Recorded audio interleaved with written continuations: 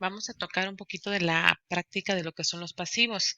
El tema 2 de pasivos es un tema de la materia de contabilidad financiera 2, en el cual vamos a tocar un poco de para qué se usan, por qué se usan los pasivos, cómo se evalúan, cómo se presentan y cómo se revelan dentro de la información financiera que es importante para la toma de decisiones de todos los usuarios de esta información, cumpliendo obviamente con las normas respectivas C8 y las NIF de marco conceptual, la NIF A3, en donde nos habla de las necesidades de los usuarios para la información financiera. En este caso vamos a ocupar lo que es el método de inventarios perpetuos y los pasivos normalmente los asociamos a lo que son las cuentas de proveedores, en donde sabemos que les debemos por un concepto, ¿no? Que tiene que ver directamente con la actividad principal de la empresa.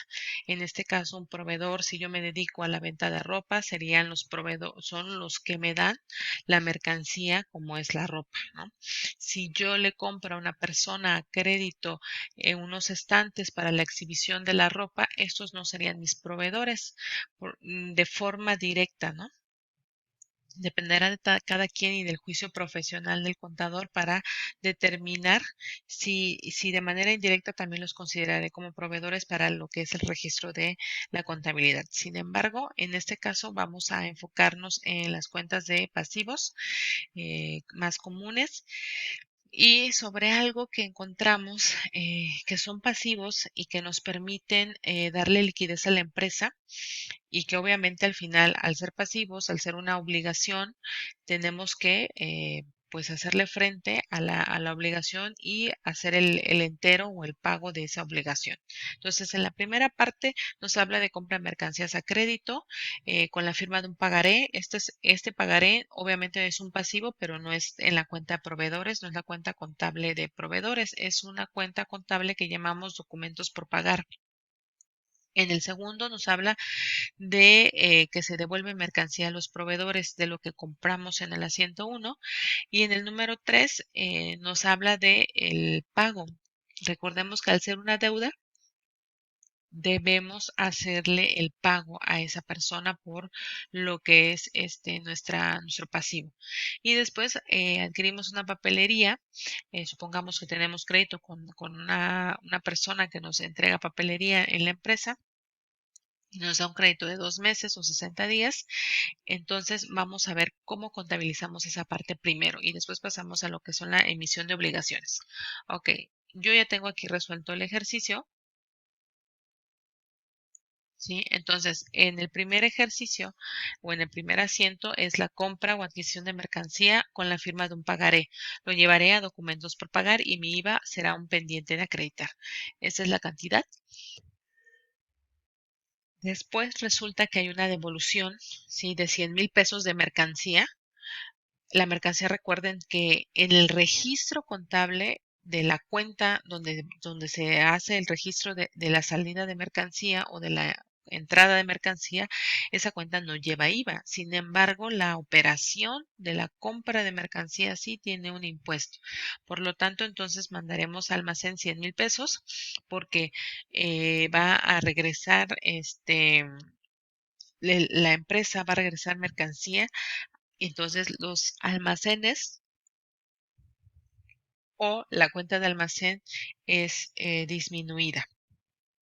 Contra documentos por pagar, porque obviamente esos documentos por pagar van a disminuir también, ¿no? Eso, vamos a cargarlos para disminuirlos en la cantidad de 116,000 pesos. ¿Por qué? Porque se supone que en esta cuenta está incluido el valor de la mercancía más el impuesto. Ok, entonces en el segundo asiento, perdón, en el tercer asiento, ¿qué es lo que va a pasar? Vamos a hacer el pago de ese pagaré. Ya viene el vencimiento del pagaré, entonces vamos a pagarlo. ¿Por cuánto? Aquí me voy a apoyar un poquito de mi esquema de mayor que está aquí, de este lado. En documentos por pagar, pues teníamos 580,000 pesos que pagar en su primer momento, ¿no? Después resulta que devolvemos mercancía, por lo tanto, pues ya no debo 580,000, sino que al final voy a deber 464,000 pesos. Entonces, por esa cantidad voy a cancelar mi documento, voy a acreditar ya contablemente hablando mi IVA, que es de 64,000 pesos. Obviamente, es el IVA que está incluido aquí en los 464,000, ¿sí? Aquí hice una operación, ¿sí? Los 464,000 que se pagan entre 1.16 por 0.16 para determinar lo que es el IVA. Y en el último asiento, pues compramos papelería y a crédito, por eso tenemos el IVA pendiente a acreditar y obviamente se va a acreedores diversos. Aquí si se dan cuenta, pues no tenemos fechas marcadas, no sabemos si es un solo periodo o si o si es son varios. Entonces, supongamos que aquí llega el momento de hacer la determinación de IVA del impuesto.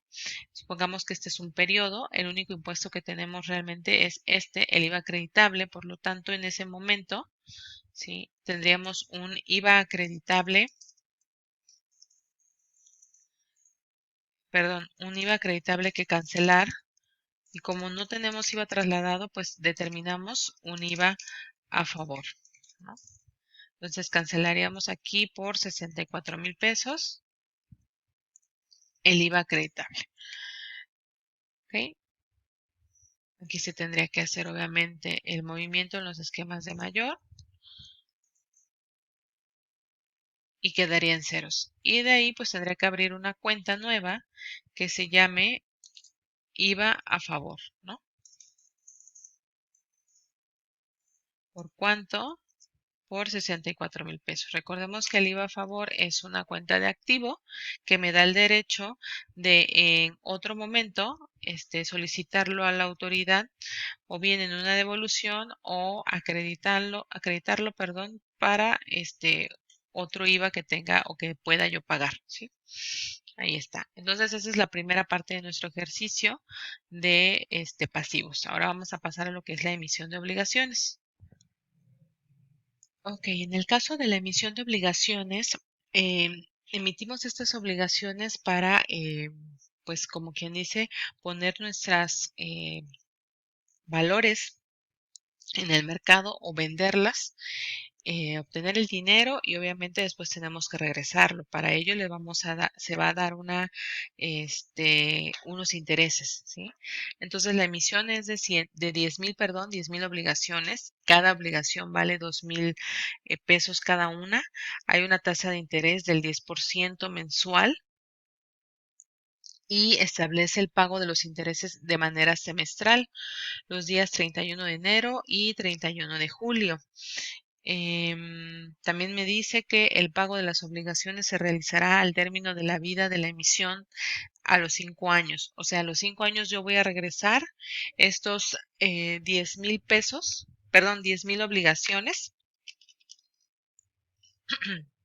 perdón, que valen 2,000 pesos cada una. En sí son 20 millones de pesos que yo voy a recibir por estas obligaciones emitidas. Entonces, estos 20 millones los voy a regresar hasta cumplirse los 5 años. Entonces, vamos a empezar a registrar. Recuerden aquí que dice que se emiten las obligaciones el día 1 de mayo, ¿sí? Ese es el día en que yo registraré mi deuda y es un 10% mensual, pero que los intereses se pagan semestralmente, es decir, voy a pagar en 2 ocasiones en el año estos intereses y que los pagos se deben de realizar el día 31 de enero y 31 de julio, ¿sí? Esos son los pagos de los intereses. Eh, entonces, me dice también que los intereses deben de ser devengados al 31 de diciembre. Ahorita vamos a ver bien a qué se refiere toda esta información, ¿sí? Entonces, el primer asiento que debemos de hacer es el registro de la emisión de obligaciones, que entraría dinero de 20 millones de pesos, como habíamos dicho, y voy a registrar mi deuda de 20 millones de pesos. En este momento no voy a registrar mis intereses porque en el ejercicio me dice que se van a registrar de manera devengada. Recordemos que hay un postulado básico según la NIF A2 que nos habla de devengación contable. En esto nos dice que es hasta en el momento en que realmente se utilice el bien o se disfrute, ¿sí? Entonces, en este caso, aún no ha transcurrido el tiempo para lo de la cuestión de los intereses. En el segundo asiento que tenemos que hacer, pues es ir registrando. Recuerden que esto es en mayo. El asiento A sucede en mayo, el primero, y entonces viene el primer pago de los intereses en el mes de julio, porque esa es la fecha más cercana. Entonces, en los gastos financieros vamos a llevar los intereses que estén devengados a la fecha de mayo y junio. Yo aquí les puse, para efectos de no hacer tan largo el ejercicio, ¿sí? En un solo asiento, los registros de mayo y de junio, pero obviamente tendríamos que hacerlos por separado, respetando lo que hemos dicho de hacer los asientos de manera cronológica. Aquí por lo menos les diría yo que el 10% es mensual de intereses, por lo tanto tendré que tomar esos 20 millones de pesos y determinar el 10% o aplicar el 10%. Por lo tanto, de intereses se van a pagar 2 millones cada mes. Entonces, por eso este registro está siendo de este está siendo de 2 millones. Entonces, este mismo asiento tendría que hacerlo en mayo y este mismo asiento tendría que hacerlo en junio. Básicamente, esa es la información. Los intereses causan IVA, por lo tanto, aquí hay un IVA pendiente a acreditar y los intereses por pagar, o sea, lo que se va a pagar al final a las personas que compraron estas obligaciones en circulación son 2.320.000. El registro de los intereses devengados de mayo y junio, esa es la información, ese es el concepto. Puedo hacer de la siguiente forma. Em, Cuando yo pague, cuando yo ya vaya a pagar el 31 de julio, puedo hacer lo siguiente. Como yo voy a tener registrado esta cantidad de 2.320.000 de mayo y de junio, ¿sí? Tendría registrado 4.640.000 pesos en intereses por pagar, porque son del mes de mayo y del mes de junio. Si yo tengo que pagar en julio, la opción 1 en el momento de pagar es que lleve a gastos financieros la cantidad de 2 millones porque es el interés del mes de julio, lleve intereses por pagar por 4.640.000 que corresponden a mayo y junio. El IVA acreditable va a ser de estos 320.000 por mayo y junio, ¿sí? Más el pues vamos a multiplicarlo una vez por 3 aquí, más el de julio, ¿sí? Entonces el IVA acreditable será de 960.000. Y voy a cancelar el IVA pendiente de acreditar por los 2 meses, que como habíamos sacado aquí las cuentas, ¿no? 320.000 por mayo y junio, 640.000, ahí está. ¿Y los bancos cuánto vamos a pagar realmente? A bancos vamos a pagar estos 2.320.000 por mayo, por junio y por julio, o sea, por 3 meses. En sí, yo voy a sacar de banco 6.960.000 y es lo que me aparece aquí. Esa es la opción número 1.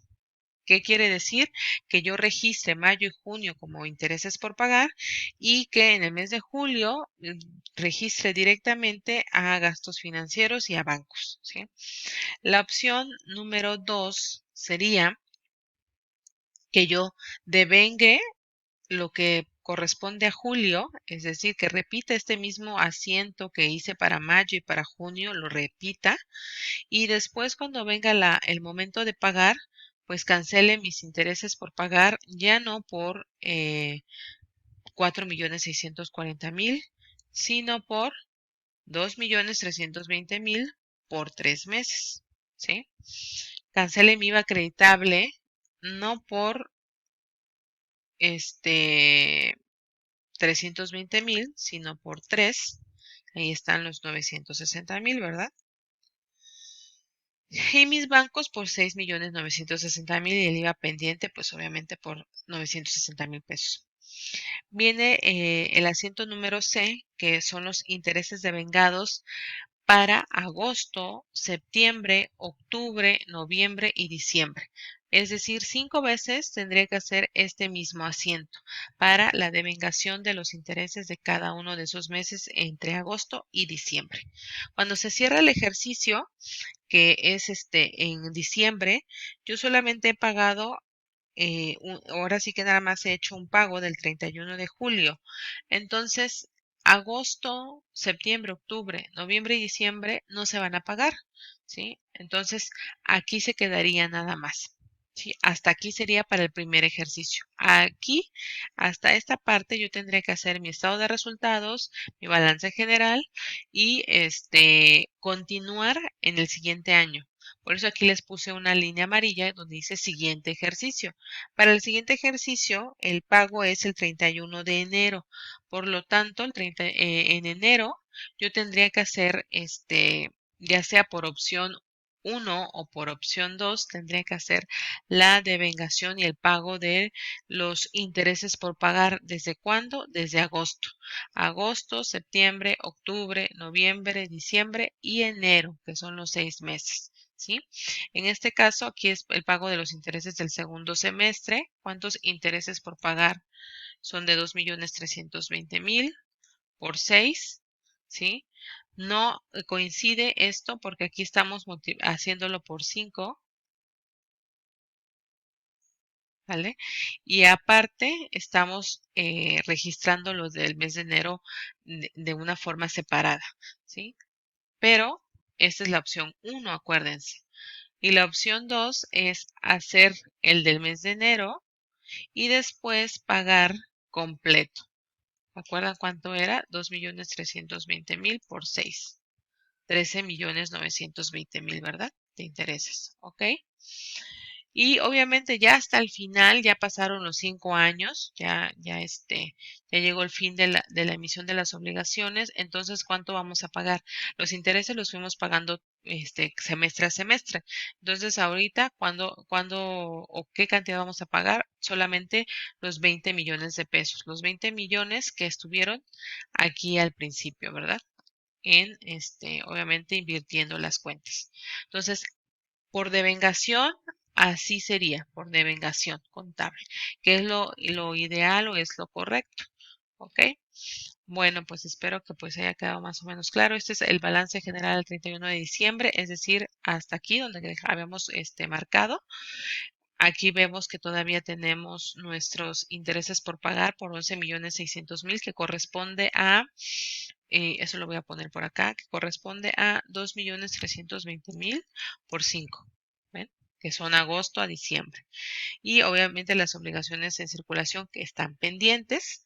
Hay una pérdida del ejercicio, obviamente, no hice aquí el estado de resultados, pero esta pérdida del ejercicio de 16 millones es por todos los gastos financieros que se fueron devengando, ¿sí?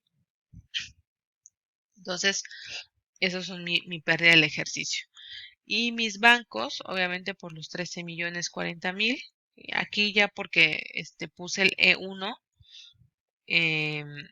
me quedan obviamente negativos los bancos porque pues solamente estoy contando con esos 20 millones, pero no es porque esté mal, es porque no hay más operaciones. Obviamente si yo voy a hacer esta emisión de obligaciones, tengo que estar consciente de que hay que pagar intereses, por lo tanto es solamente como una, una estrategia de encontrar dinero rápido, sin embargo es porque voy a tener otra estrategia, ¿no? Y entonces, más o menos así es mi balance general. Aquí, en el caso de la emisión de obligaciones, no estoy haciendo el cierre de las cuentas de resultados, que deberíamos hacerlas, claro que sí. La única cuenta que vamos a cerrar es la de gastos financieros.